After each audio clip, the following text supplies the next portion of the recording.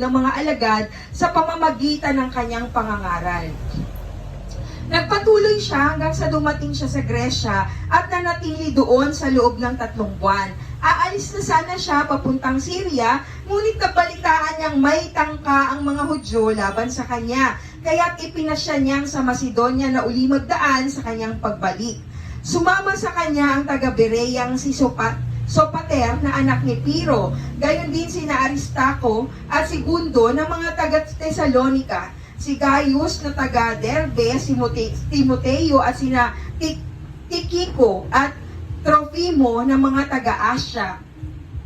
Nauna sila at naghintay sa amin doon sa Troas. Kami naman ay sumakay sa barko mula sa Filipos, pagkaraan ng pista ng tinapay na walang pampaalsa, at dumating kami sa Troas na ika-5 araw. Nanatili kami roon ng 7 araw. Huling dalaw ni Pablo sa Troas. Nang Sabado ng gabi, kami nagkakatipon upang magpira-piraso ng tinapay. Si Pablo'y nangaral sa kanila hanggang hating gabi sapagkat aalis na siya kinabukasan.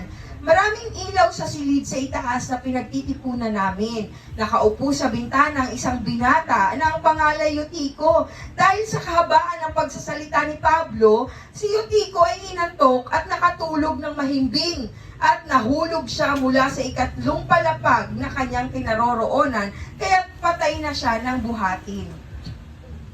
Nanaog din si Pablo at niyakap siya. Huwag kayong magkagulo, buhay siya. Muling pumanhik si Pablo at nagpira-piraso ng tinapay. Pagkatapos, nagpatuloy siya sa pangangaral sa kanila hanggang mag-uumaga, tsaka umalis. Ang pinata naman ay buhay na inihatid sa kanyang bahay at ito'y nagdulot sa kanila ng malaking kaaliwan. Mula sa Troas hanggang sa Mileto, sumakay kami sa barkong papuntang Ason. Doon kami magkikita ni Pablo ayon sa bilin niya sa amin sapagkat sasakyang panlupa ang kanyang gagamitin papunta roon. Nang magkita kami sa Ason, sumakay siya sa sinasakyan namin at sama-sama kaming pumunta sa Mitilene. Mula roon, patuloy kaming naglakbay at kinabukasan ay dumating kami sa tapat ng Kiyo. Nang sumunod na araw, dumaan kami sa Samos at makaraan ng 1 pang araw ay dumating kami sa Mileto. Ipinasya ni Pablong lampasan ng Efeso upang wag siyang maantala sa Asya sapagkat ibig niyang nasa Jerusalem na siya sa araw ng Pentecostes. Ang pamamaalam ni Pablo sa mga pinuno ng iglesia sa Efeso. Mula sa Mileto, ipinatawag ni Pablo ang mga pinuno ng iglesia sa Efeso. Pagdating nila ay kanyang sinabi, nalalaman ninyo kung paano kong ginugol ang buong panahong ay pinamalagi ko sa inyong piling.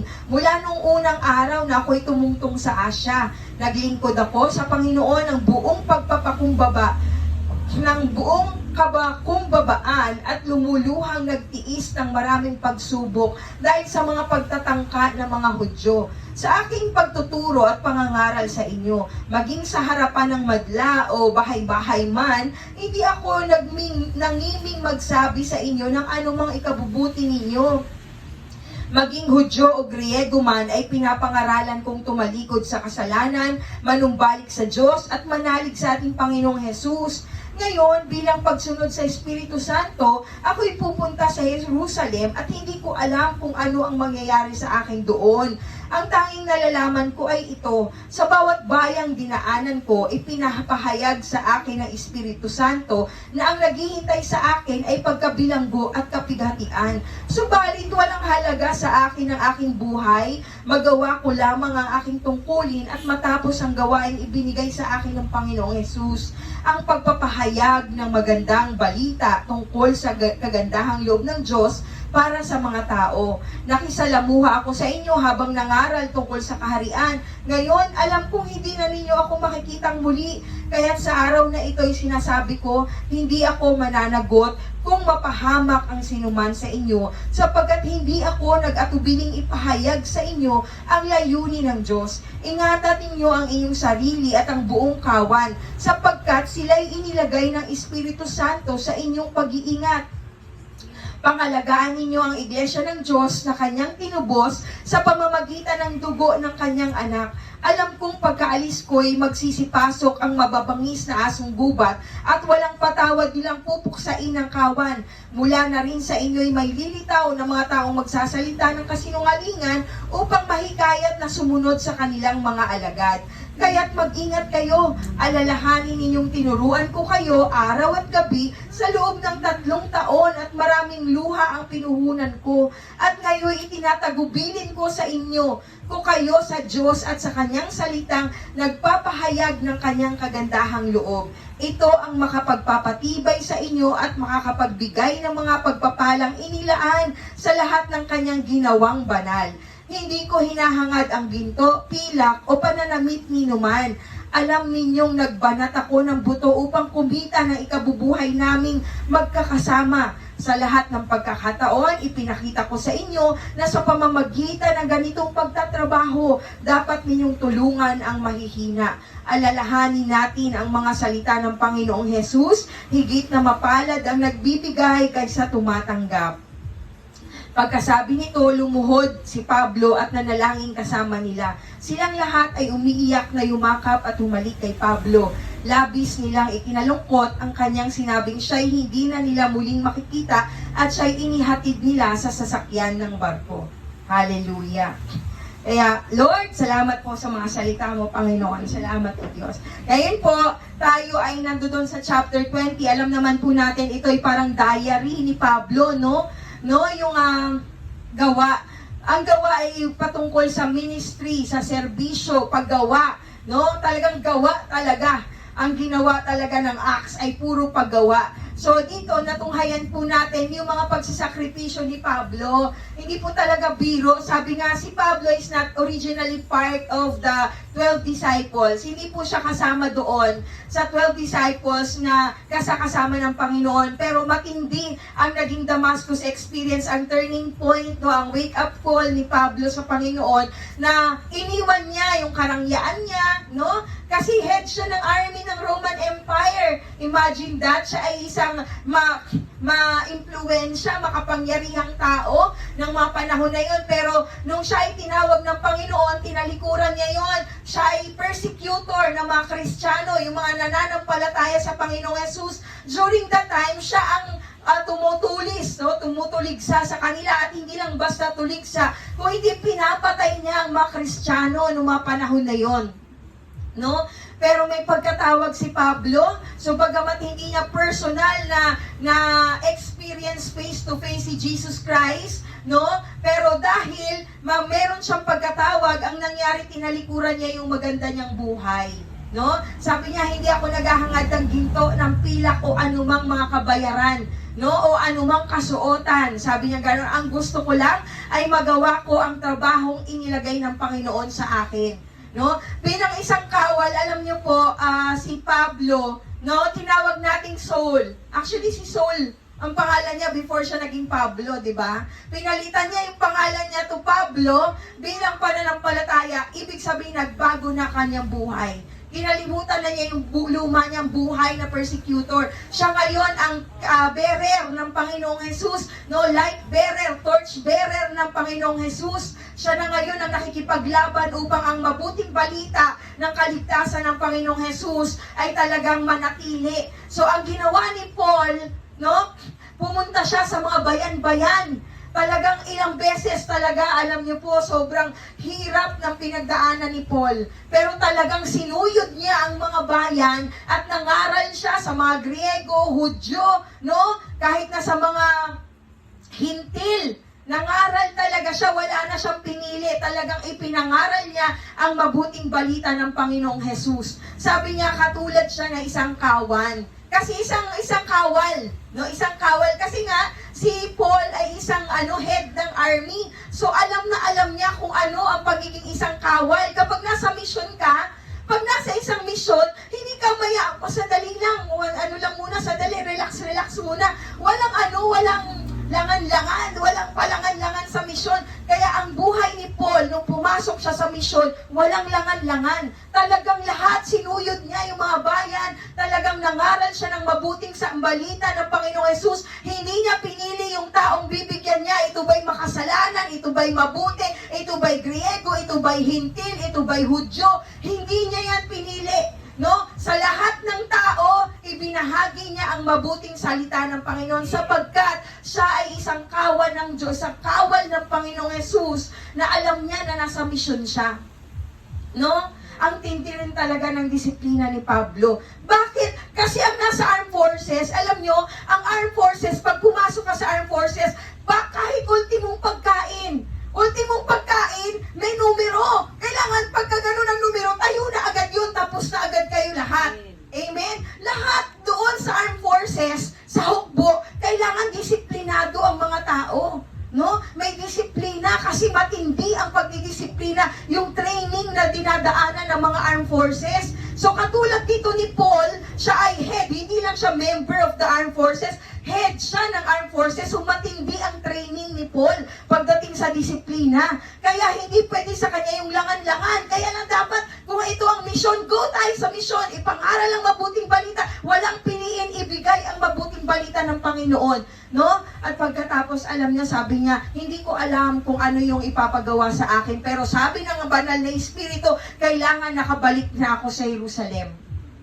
Pagdating ng Pentecostes. Alam naman po natin na ang buhay ni Paul ay iginugol na niya talaga, no, sa pangangaral ng mabuting balita. Kinalimutan na niya yung sarili niya eh.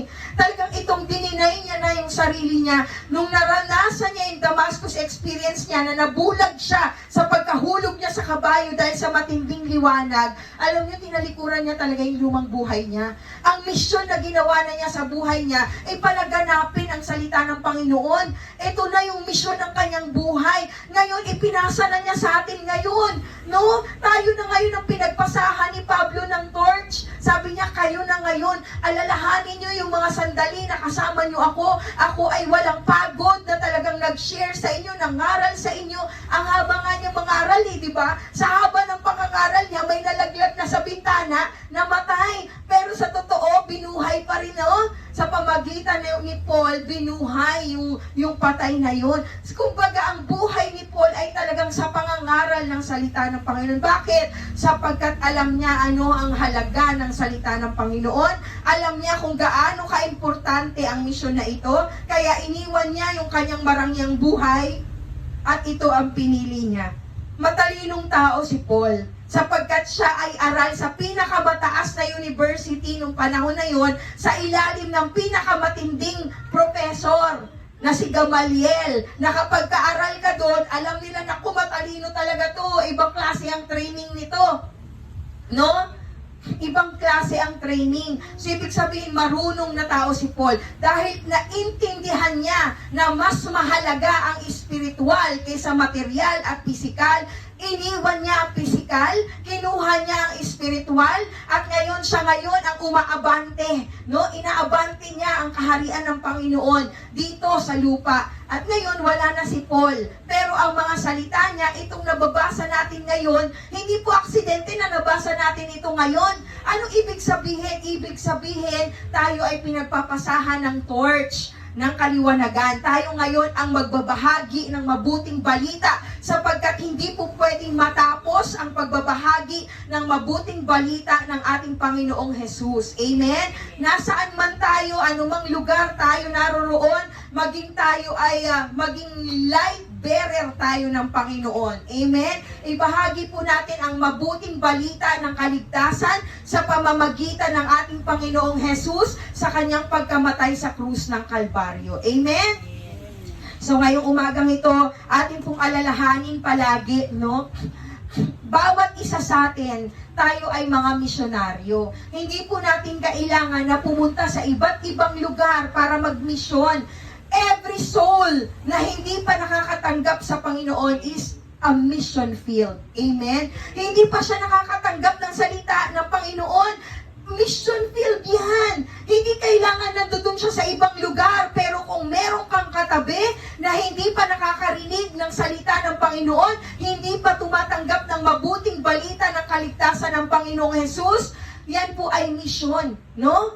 I-mission natin. So ang lahat, ang kapatid natin, yung mga mahal natin sa buhay, tumanggap na ba sa Panginoon? I-mission natin sila. Lahat tayong nakakarinig ng salita ng Panginoon na salita ng Diyos, may misyon na tayong ipalaganap ito sa lahat ng mga taong nakikilala natin. Mahal ka ng Diyos. May kaligtasan sa Panginoong Jesus, bagamat tayo'y nagkasala, sapagkat sinabi ng Biblia, no, ang kabayaran ng kasalanan ay kamatayan, at walang sino man sa atin na hindi nagkasala. Tayong lahat, tayo ay nararapat, mapunta tayong lahat doon sa apoy ng impyerno. Pero sa kagandahang loob ng Panginoong Jesus, sa kanyang kabutihan, inialay ang kanyang buhay sa krus ng Kalbaryo, na kung sino man ang mananampalataya sa kanya, John 3:16, for God so loved the world, no, for whoever believes in Him. Sabi niya ganoon ay hindi mapapahamak kung hindi magkakaroon ng buhay na walang hanggan. Gayon na lamang ang pag-ibig ng Diyos sa sanlibutan, na kanyang ibinigay ang kanyang bugtong na anak, na kung sino man ang manampalataya sa kanya ay hindi na mapapahamak kung hindi magkakaroon ng buhay na walang hanggan. Ito po ang mabuting balita ng Panginoon. Bagamat makasalanan tayo, may mabuting Diyos na nag-alay ng kanyang buhay para kunin yung ating sitwasyon, na dapat tayo yung nandoon, kinuha na niya yung sitwasyon na yon para sa atin. So tayo ngayon na tumanggap nito, ibigay po natin yan sa lahat ng mga kakilala natin. Hindi po natin kailangan maglakbay ng malayo. Yun lamang mga kapatid natin, mga mahal natin sa buhay, kapitbahay natin, no? Ibahagi natin ang mabuting balita ng Panginoon, tayo ay nagmimisyon. So ang bawat Kristiyano is a soul winner. Yan po ang message ng mensahe ng gawa, no? Ang every Christian is a soul winner. Malalaman mong totoo siyang Kristiyano kung marunong na siyang mag-soul win. Amen? Kaya po ang bawat Kristiyano ay soul winner. Kaya dapat ilagay natin sa ating isip, no? Meron tayong bahagi para sa advancement ng Kingdom of God dito sa lupa. Hindi lang tayo spectator, hindi lang tayo nakikinig, hindi lang tayo tumitingin, nanunood. Tayo ay kabahagi, participant po tayo sa Kingdom of God. No? Lahat tayo manggagawa, kamanggagawa ni Pablo. Amen? So tayong lahat ngayon ay tumayo at manalangin sa Panginoon.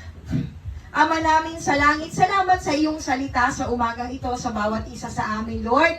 It's not by might or by power, but by your Spirit, O God. Lord, ilagay niyo nga po sa puso namin, Panginoon, ang pagkakaroon ng desire, O God, na ibahagi ang salita mo, Panginoon, sa lahat ng mga taong nakikilala namin, nakakasalamuhan namin, Panginoon. Lord, tulungan mo kami na maging instrumento kami, Panginoon, ng pag-advance ng kingdom mo dito sa lupa, O God. Lord, maraming salamat, Panginoon, at sa kapatid naming si Pablo, bagamat hindi na namin siya kasama, Panginoon, sa mga kapanahunang ito. Salamat sa buhay niya na nagbibigay ng inspirasyon naman sa amin sa panahong ito, Panginoon. Lord, kung paanong binigyan mo siya ng wisdom, ng power, Panginoon, binigyan mo siya ng energy na ma-accomplish ang will mo, Panginoon. Lord, ganun din sa amin sa kapanahunang ito. Biyayaan mo po kaming lahat ng ito, Panginoon, upang maganap din namin ang kalooban mo sa aming mga buhay. Ama, marami pong salamat. Sa inyo lamang po, Diyos, ang lahat ng papuri sa pangalan ni Jesus. Amen. Thank you, Lord. Hallelujah! Woo-hoo!